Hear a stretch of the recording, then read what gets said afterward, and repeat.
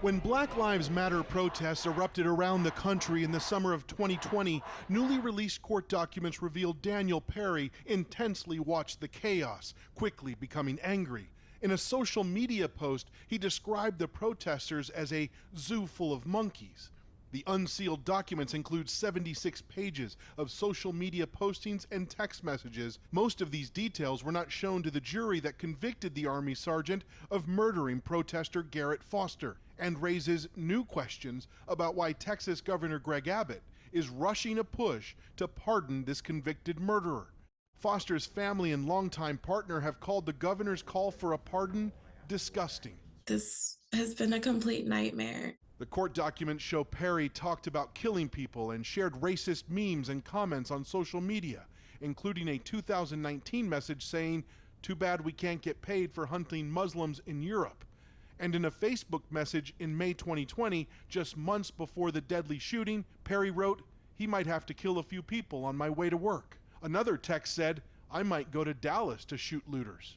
Perry's attorneys called the release of the documents a political move by prosecutors and said Foster also made posts advocating violence. In this 2020 post, Foster praised the burning of a Minneapolis police station. Perry's attorneys are calling for a new trial, saying they want to introduce evidence that Foster repeatedly instigated confrontations and was the, quote, first aggressor.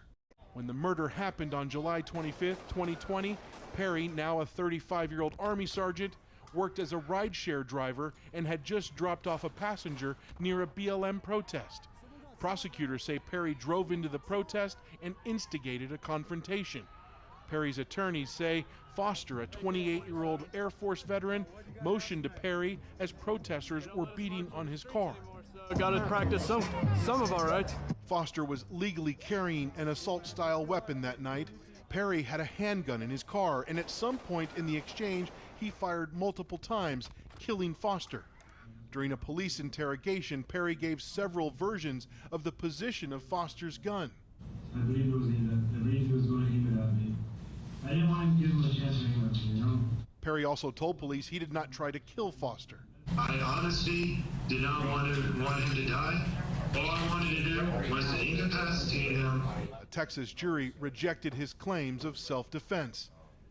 We reached out to Texas Governor Greg Abbott's office to find out if he was still pushing for a pardon of Daniel Perry, given this new information that has come to light. His office responded with a simple one-sentence statement which read, "All pertinent information is for the Board of Pardons and Paroles to consider, as this is part of the review process required by the Texas Constitution." And what he's referencing there is that the governor has to wait for the recommendation from that board before he can issue a pardon. But right now there is no timeline on exactly when that will happen. In fact, we should all remember that this trial isn't even over yet. The sentencing hearing hasn't even been scheduled.